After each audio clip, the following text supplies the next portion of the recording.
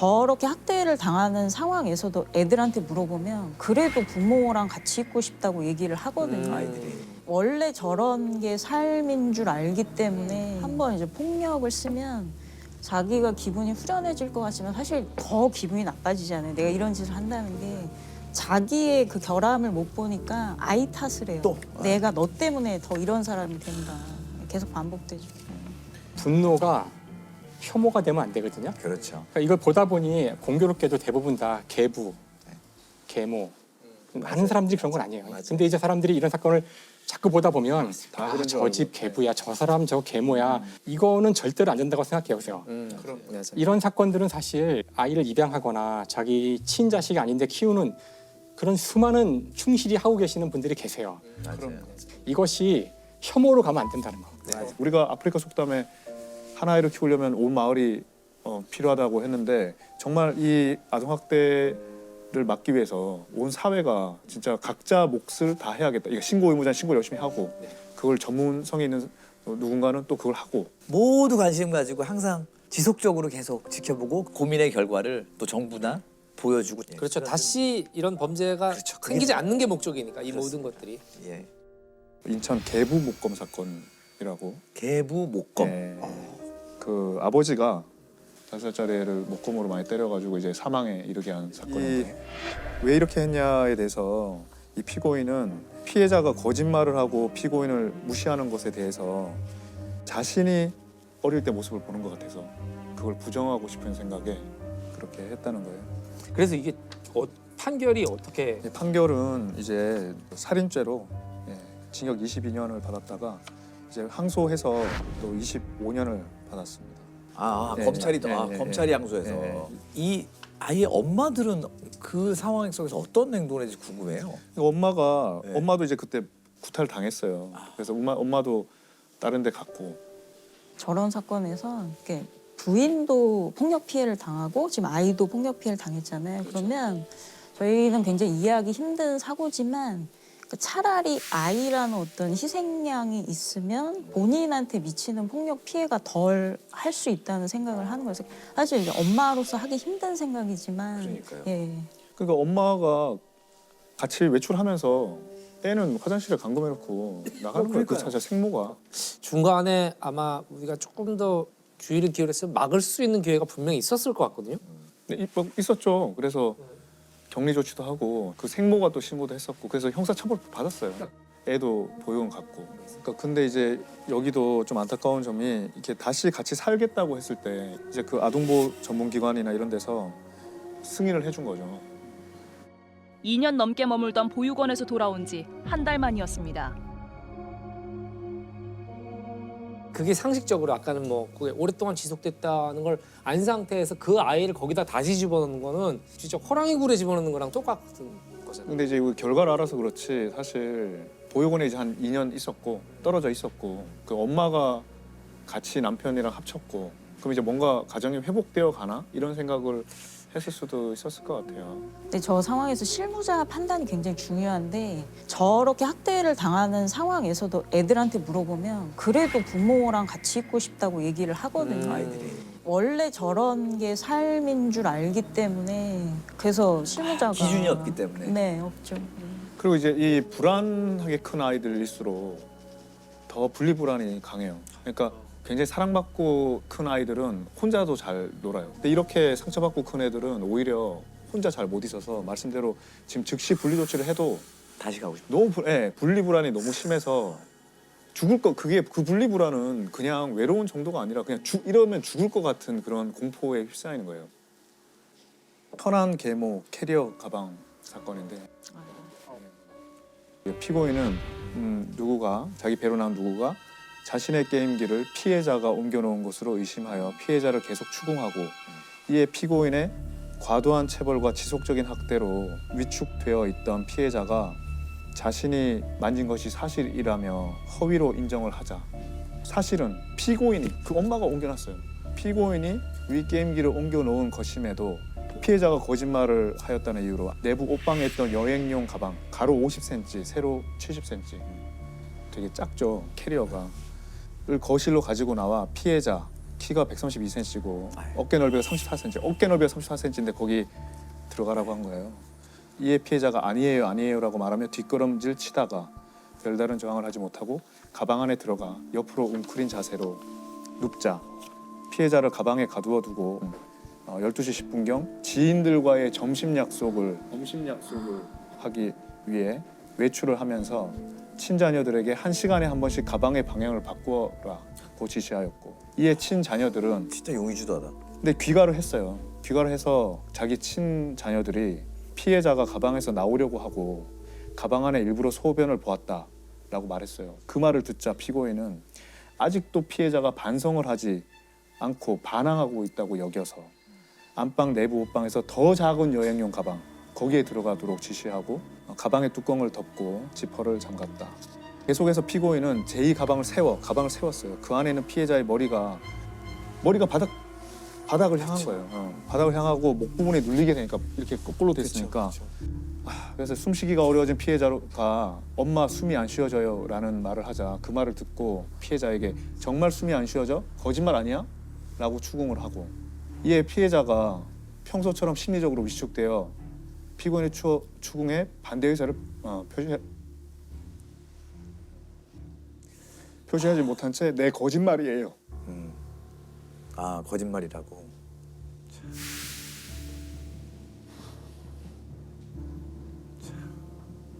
이 엄마 같은 경우에는 이 심리를 근데 저게 한번 이제 폭력을 쓰면 자기가 기분이 후련해질 것 같지만 사실 더 기분이 나빠지잖아요. 내가 이런 짓을 한다는 게 자기의 그 결함을 못 보니까 아이 탓을 해요. 또? 내가 너 때문에 더 이런 사람이 된다. 계속 반복되죠. 얘가 이제 너무 힘드니까 가방 내부에 그 박음질이 된 천을 뜯어서 거기 나가려고 가방에 뜯어진 부분으로 손을 내밀자 피해자에게 넣어라고 말하였음에도 넣어 그랬는데 손을 넣지 않자 이를 자신에 대한 반항과 진정한 반성이 없는 행동으로 여기고 분노하였다. 이에 피고인은 당시 73kg의 체중으로 그 가방 위에 올라가서 앉았다가 올라가 뛰거나 밟고 이에 피해자가 울며 숨이라고 소리를 지르는 등 고통을 호소하였음에도 계속 뛰거나 밟았다. 살인이네. 살인. 아니 이렇게 이 아이가 믿고 키우고 싫으면 아이를 왜 맡았느냐가 저는 이해가 안 되는 거예요. 그렇지. 이렇게 미운 애를 예. 자기 입장에서는 그러니까요. 남편과 싸우고 이러면 애한테 화풀이 하는 거예요. 얘한테. 그러니까 오히려 이 애가 필요한 거예요. 자기의 분노를 그러니까요. 표출. 제 얘기가 그거예요. 예. 근데 정말 피해자한테 평소에 막 그렇게 괴롭히면서 너 마음속으로 나한테 욕했지 하면서 그 마음속으로 한 욕까지 말하게 해서 녹음했다는 게 나와요. 모든 걸 자기 통제하에 놓고 마음까지도 통제해 버리려고. 가해자는 어떤 처벌을 받았나요? 가해자는 징역 22년을 지금 받았는데 2심에서 25년으로. 역시 아까랑 똑같고. 이 같이 있었던 이 피고인의 친자식들 네. 이런 상황에 가담 내지는 목격하고 어찌됐든 동조하게 된 거잖아요. 사실 자기가 낳은 아이한테도 엄격히 학대잖아요. 그렇죠. 네. 친모의 애들은 친모의 범죄를 증언해요. 이렇게 했고 이렇게. 다 얘기해요. 네. 아 이게 그 아이들 얘기가 참조가 많이. 그거죠. 근데 하여튼 이 엄마는 반송문을 이제 수많은 반송문을 제출했는데 피해자가 거짓말과 나쁜 행동을 하고 이해할 수 없는 행동을 해서 그때마다 달래보고 벌을 주고 체벌을 했는데 모든 방법이 물거품으로 돌아가고 실망스러운 피해자의 모습을 봤다. 그 아이의 길을 걷기 위한 일종의 기싸움이었다. 길을 걷기 위한 일종의 기싸움이었다라고 이야기합니다. 그러니까 판사도 피고인의 진정으로 반성하고 참여하고 있는지 의문이다 이렇게 써놨죠. 저 25년도 이렇게 모자란 것 같죠. 반성문을 그렇게 썼을 정도면 뭐 피해자한테 실망스러운 모습을 보았다라고 할 정도면 거의 뭐 반성은 불가능하다고 봐야겠는데. 또 다른 네, 맞아요. 이야기가 이게 제가 있나요? 예. 이 사건이 되게 의미가 큽니다. 서현이 사건인데요. 이게 서현이 사건은 2013년에 있었는데 최초로 아동학대 사망 사건을 살인죄로 인정한 사건이고요. 네. 그걸로 아동학대 처벌에 관한 특례법도 만들어진 굉장히 중요한 사건이죠. 피고인이 피해자 당시 7세에 대한 폭력을 지속적으로 행사하여 오던 중 피해자가 소풍을 가기 위하여 식탁 위에 놓아둔 현금 2,300원, 2,400원. 네, 2,300원을 훔치고도 안 훔쳤다고 거짓말한다는 이유로 순간적으로 격분하여 35분 동안 전신을 닥치는 대로 때렸다. 옆구리를 많이 다쳤는데 이거는 사람이 본능적으로 이렇게 막잖아요. 예, 이 판결문에 나오는데 옆구리를 그렇게 많이 다친 거는 그러니까 이게 손을 들게 하고 때렸다는 거예요. 같은 날 좀 있다가 또 피해자가 그런데도 피고인에게 미안해요 엄마 소풍을 가고 싶어요. 그래도 소풍을 가고 싶다고 한 거야. 했더니 피해자가 물건을 훔치고도 아직도 반성하지 않고 소풍 가고 싶다고 한다는 이유로 재차 격분해서 피해자의 얼굴이 창백해질 때까지 20분 동안 또 추가로 때려요. 머리, 옆구리, 배 등 급소를 무차별적으로 때려 다발성 늑골 골절로 인한 양폐 파열로 사망에 이르게 했다. 늑골이 16개 부러졌고요. 이게 훔쳤다고 이렇게 때렸잖아요. 2,300원. 근데 본인은 그 다음 피고인의 그 범죄 사실이 몇 달 전에 스승의 날 기념 행사를 위해서 학부형들하고 같이 만나서 어느 집에서 회의를 하다가 안방 화장대에 있던 집주인 소유의 시가 420만 원 상당의 반지 2개를 발견하고 주위에 아무도 없는 틈을 이용해서 가지고가 절취한다. 자기 학부형 그거는 절취하면서 자기 지금 2,300원 지금 훔쳤다고 이렇게 애를 이제 때렸어요. 근데 이게 그 살인죄가 인정이 안 됐습니다. 처음에는. 그래서 피고인이 징역 15년에 처했어요. 그러니까 왜 살인죄가 인정 안 됐냐? 이유는 살인의 고의가 인정되지 않는다면서 상해치사죄를 적용해 15년이 선고되면서 형량이 낮다는 국민적 분노를 샀습니다. 이 피고인이 119에 자기가 신고를 했어요. 심폐소생술도 하고 맨날 이렇게 심하게 때렸기 때문에 이번에만 특별히 죽이려고 때렸을 것 같지 않다. 판결 이유가. 그다음에 머리와 옆구리를 구분해서 머리는 한 대만 때리고 옆구리는 많이 때렸다. 그러니까 머리가 치명적인데 그런 이유로 하여튼 살인의 고의가 없다고 한 거예요. 그래서 근데 이제 2심으로 갔죠. 2심에서는 이제 살인죄로 인정됩니다. 심폐소생술하고 구해주려고 했던 건 다 거짓말로 본 거예요. 왜냐하면 이 엄마가 어떻게 이야기하냐면 애가 그렇게 죽으니까 심폐소생술을 자기가 막 하다가 도저히 안 될 것 같아서 죽을 것 같아서 한낱 뭐 희망의 끈을 놓지 않고 119에 전화했다는 거예요. 근데 보통 사람들은 먼저 119에 신고를 네, 하죠. 그렇죠. 그리고 119에 신고를 할 때 그 녹음은 돼 있어요. 피해자의 아이의 뼈가 부러지는 소리가 난다면서 스스로 흥분해서 막 이야기를 한 거예요.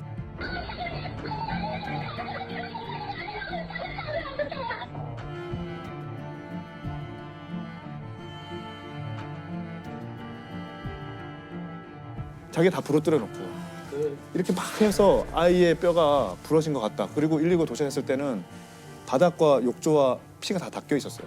브루스타라는 약품을 뿌리면은 피가 형광색으로 빛나거든요. 그걸 했더니 이제 피가 다 닦여 있었던 안 보이던 피들이 다 드러나는 거예요. 네. 더 해서- 악랄하게 본 거죠. 네. 그 살인이죠? 살인이죠.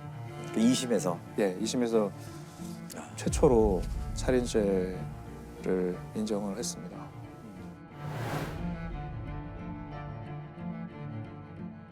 이런 사람한테는 보호자라는 어떤 역할을 영원히 못 맡게 해야 되지 않나요? 느낌이 드는 건 영원히 사회에서 격리시켜야죠. 이런 잔인한 폭력범들은. 근데 이 이야기 마치기 전에 제가 네. 꼭 하나 하고 싶은 얘기가 있어서 그런데요. 네.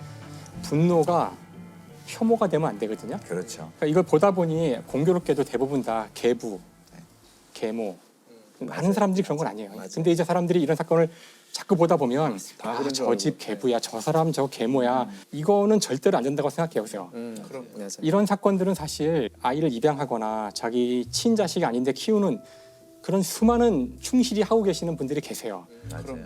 이것이 혐오로 가면 안 된다는 거. 맞아요. 실제로 뭐 적지 않은 아동학대 사건들 친부 친모 진짜 많거든요. 예. 그런 환경 속에서도 아이를 열심히 키우는 분들이 너무 많기 때문에 근데 이서연 어린이 사건은 그런 측면에서 굉장히 다른 파장을 많이 일으켰어요. 이게 지금 아동학대 처벌에 관한 특례법이 굉장히 많은 기능을 하고 있거든요. 그러니까 그 법이 만들어졌어요.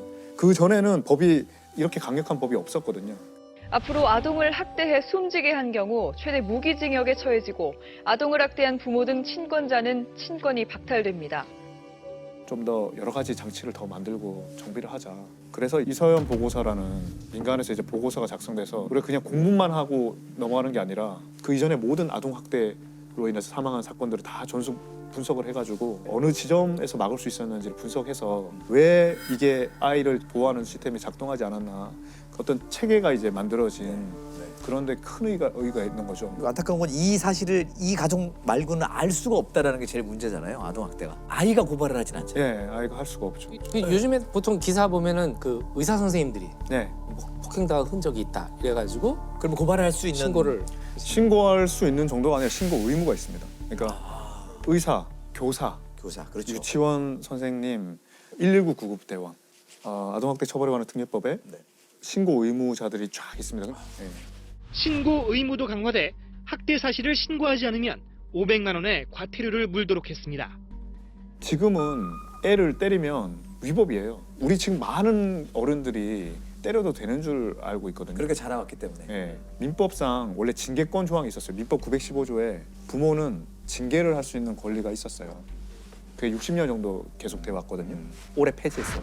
우리 법무부가 이제 법안을 내서 그걸 폐지를 했어요. 모토가 사랑으로도 때리지 말라 이렇게 해서 부모가 징계를 할 수 있는 권리가 없다는 거 그래서 저희 좀 더 알려졌으면 좋겠다는 생각이 들어요. 그래서 이제 이런 사건들을 보면서는 우리가 물론 가정의 문제이지만 그것이 도를 넘는다는 거는 인간이 직감적으로 이게 느낄 수 있잖아요. 그걸 많은 사람들이 이제 자기의 문제라고 생각을 안 했거나 그냥 가정 안의 문제라고 생각을 했을 거라고 추측이 되는데요. 다른 집안의 문제일지라도 좀 의심을 하고 이 아이들이 당하는 문제는 이제 우리 모두가 자신의 일일 수도 있다는 생각으로 그런 자세가 필요하지 않을까? 그게 제일 중요한 거예요. 선생님 말씀대로 우리가 아프리카 속담에 한 아이를 키우려면 온 마을이 필요하다고 했는데 정말 이 아동학대를 막기 위해서 온 사회가 진짜 각자 몫을 다 해야겠다. 이거 신고 의무자는 신고 열심히 하고 그걸 전문성이 있는 누군가는 또 그걸 하고 모두 관심 가지고 항상 지속적으로 계속 지켜보고 고민의 결과를 또 정부나